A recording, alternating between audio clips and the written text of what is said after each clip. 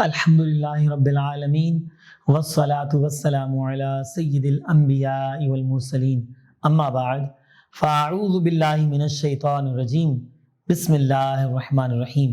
السلام علیکم. Welcome to Gauhar Publishers.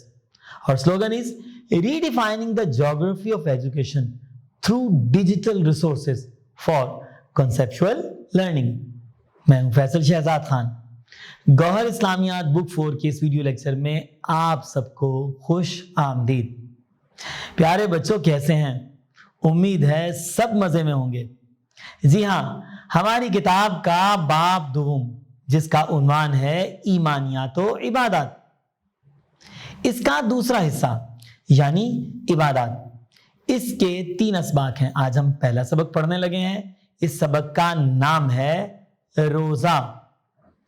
پیارے بچوں، روزے کو عربی زبان میں صوم کہا جاتا ہے، اور اس سبق کو پڑھنے کے بعد ہم اس قابل ہو جائیں گے کہ ارکان اسلام کے نام اور ان کے بارے میں مکمل تعارف حاصل کر سکیں.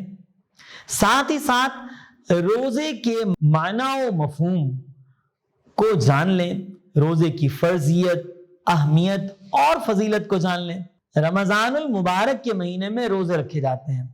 رمضان کے روزوں کے ساتھ ساتھ رمضان کے اعتکاف اور شب قدر کی فضیلت اور اہمیت کے بارے میں جان سکیں گے. ہم روزہ رکھنے کے حقیقی فوائد کے بارے میں اپنے دوست احباب کے درمیان گفتگو کر سکیں گے، اور ساتھ ہی ساتھ رمضان کی عبادت کی ترغیب حاصل کرتے ہوئے رمضان کے فضائل اور آداب کو بھی اچھے طریقے سے جان سکیں گے. تو پیارے بچوں، آپ روزے کے بارے میں کیا جانتے ہیں؟ بھائی 4th کلاس میں آ گئے ہیں، آپ کو روزے کے بارے میں کیا معلومات ہے؟ جی ہاں، بالکل درست. سال میں ایک اسلامی مہینہ ایسا آتا ہے جس کے تمام دنوں کے روزے مسلمانوں پر فرض ہیں.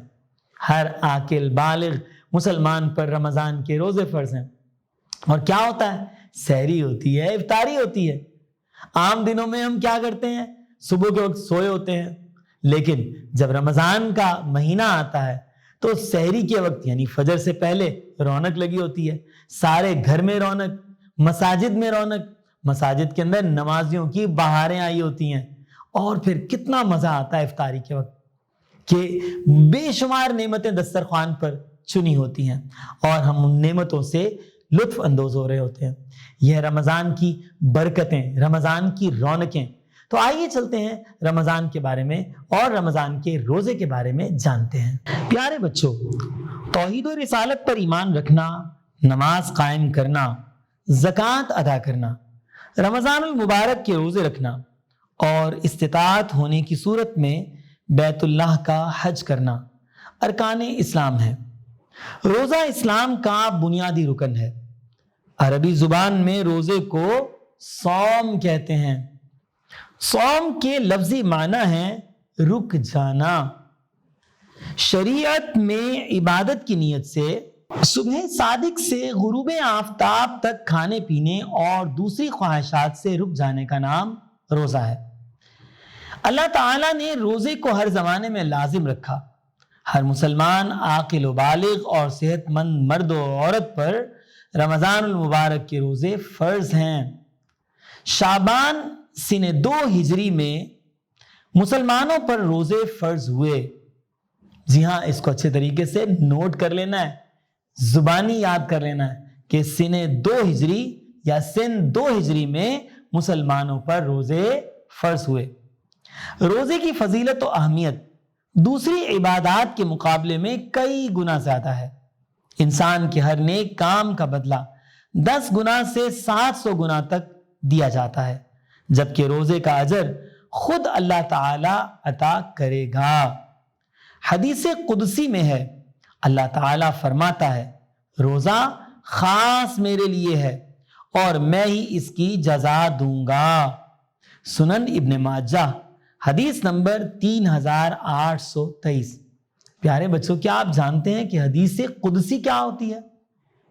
حدیث قدسی سے مراد ایسی حدیث ہے جس میں الفاظ تو اللہ تعالیٰ کے ہوں، لیکن زبان مبارک ہمارے پیارے نبی صلی اللہ علیہ وسلم کی ہو، یعنی آپ صلی اللہ علیہ وآلہ وصحبہ وسلم کے الفاظ میں یہ چیز شامل ہو، یعنی میرے اللہ تعالیٰ نے ارشاد فرمایا۔ پیارے بچوں، قرآن مجید میں اللہ تعالیٰ کا ارشاد ہے، ترجمہ: اے ایمان والو، تم پر روزے فرض کیے گئے جیسے تم سے پہلے لوگوں پر فرض کیے گئے تھے تاکہ تم پرہیزگار بن جاؤ۔ سورۃ البقرہ آیت نمبر 183۔ اس آیہ مبارکہ سے ہمیں ایک بات اور پتہ چلی، رمضان کے روزے یا روزے صرف ہماری اس امت پر ہی فرض نہیں، بلکہ ہم سے پہلی جو امتیں گزری ہیں ان امتوں پر بھی اللہ تبارک و تعالی نے روزے فرض کیے تھے۔ پیارے بچوں، روزے دار کو اللہ تعالیٰ کی طرف سے بہت زیادہ اجر و ثواب کے ساتھ ساتھ کئی خوشیاں بھی ملیں گی۔ ہمارے پیارے نبی حضرت محمد رسول اللہ خاتم النبیین صلی اللہ علیہ وآلہ آلہ وصحبہ وسلم نے فرمایا، روزہ دار کے لیے دو خوشیاں ہیں جن سے اسے فرحت ہوتی ہے۔ افطار کرے تو خوش ہوتا ہے، اور جب اپنے رب سے ملے گا تو روزے کے باعث خوش ہوگا۔ صحیح بخاری حدیث نمبر 1904۔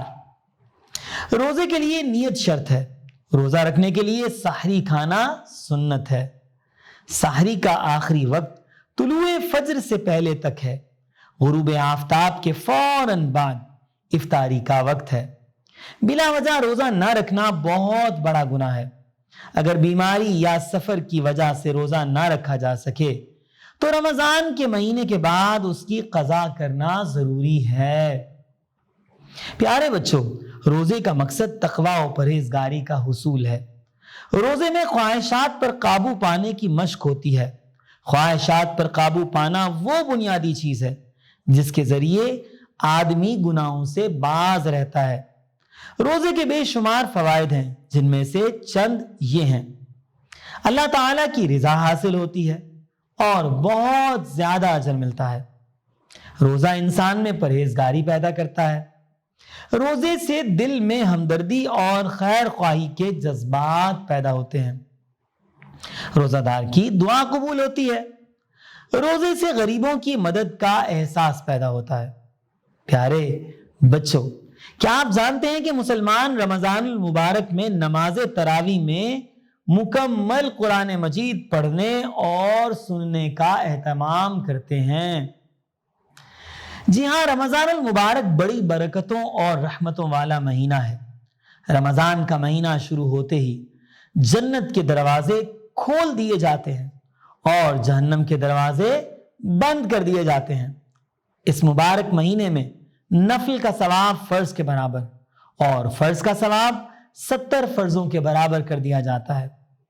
پیارے بچوں، ارشاد نبوی صلی اللہ علیہ وآلہ آلہ وصحبہ وسلم ہے، جنت کا ایک دروازہ ہے جس کا نام ریان ہے۔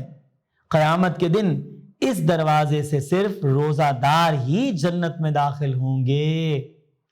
صحیح بخاری حدیث نمبر 1896۔ پیارے بچوں، رمضان المبارک کی ایک اہم عبادت اعتکاف بھی ہے۔ نبی کریم صلی اللہ علیہ وآلہ آلہ وصحبہ وسلم رمضان المبارک کے آخری عشرے میں اعتکاف فرمایا کرتے تھے۔ صحیح بخاری حدیث نمبر 2026۔ رمضان المبارک کے آخری 10 دن مسجد میں اعتکاف کرنا آپ صلی اللہ علیہ وآلہ آلہ وصحبہ وسلم کی سنت ہے۔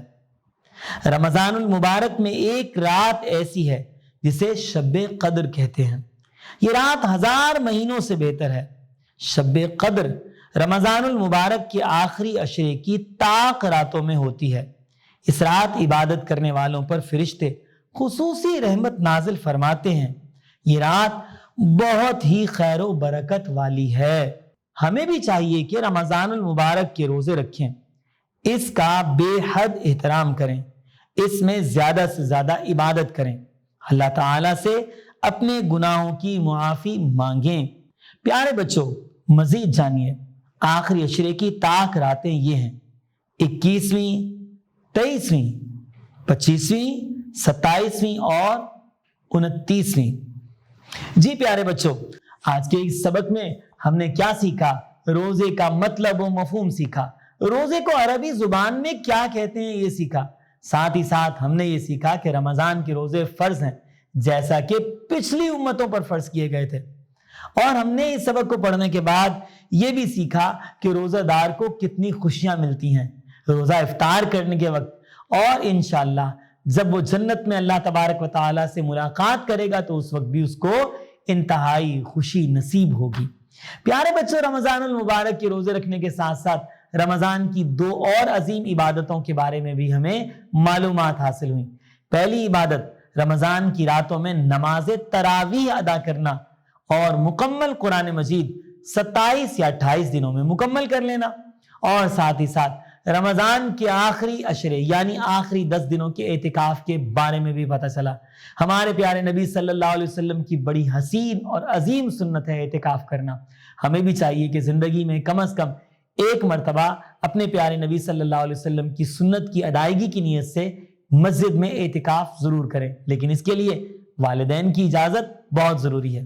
تو آئیے بچوں، اب اس سبق کے مشکل الفاظ اور اصطلاحات کے معنی پڑھتے ہیں۔ فرحت یعنی خوشی، خواہشات یعنی آرزو، تمنا، خواہش کی جمع، نیت دل کا ارادہ، جزا ثواب، اجر نیکی کا بدلہ جو آخرت میں ملے گا، خیر خواہی یعنی بھلائی چاہنا، آخری عشرہ یعنی مہینے کے آخری 10 دن، عاقل عقل مند، حصول حاصل ہونا، مثبت اثرات یعنی اچھے اثرات، غروب آفتاب یعنی سورج کا ڈوبنا، صبح صادق یعنی فجر کی اذان کا وقت، وہ روشنی جو سورج نکلنے سے پہلے آسمان پر مشرق کی طرف نظر آتی ہے، قضا کرنا کسی فرض یا واجب عبادت کو اس کے مقررہ وقت کے بعد ادا کرنا۔ جی پیارے بچوں، آج کا لیکچر آپ کو کیسا لگا؟ یقیناً بہت اچھا لگا ہوگا، اور آپ نے بہت کچھ سیکھا بھی ہوگا، جیسے رمضان کی عبادتوں کے بارے میں، روزے کے بارے میں، سحری کے بارے میں، افطار کے بارے میں، نماز تراویح کے بارے میں، اور سنت اعتکاف کے بارے میں۔ تو پیارے بچوں، آپ نے اس سبق کو اچھے طریقے سے بار بار پڑھنا ہے، سننا ہے، یاد کرنا ہے۔ پیارے بچوں، اس سبق کو پڑھنے اور یاد کرنے کے ساتھ ساتھ آپ نے ایک کام اور بھی کرنا ہے، وہ یہ کہ قرآن مجید کی سورۃ القدر اور شب قدر کی اہمیت اور فضیلت پر ایک پیراگراف لکھنا ہے، اپنے اساتذہ کرام کی رہنمائی میں لکھنا ہے، ٹھیک ہے؟ پھر ان کو چیک بھی کروانا ہے۔ ساتھ ہی ساتھ رمضان کے روزے اور اس کی اہمیت کے بارے میں آپ نے اپنے اساتذہ سے مزید معلومات حاصل کرنی ہے اور اس کو دوسرے دوستوں کے ساتھ شیئر بھی کرنا ہے۔ اگلے ویڈیو لیکچر تک کے لیے اپنا خاص خیال رکھیے گا، والدین کا خوب احترام کیجیے گا، اساتذہ کرام کا کہنا مانیے گا۔ انشاءاللہ پھر ملاقات ہوگی۔ السلام علیکم۔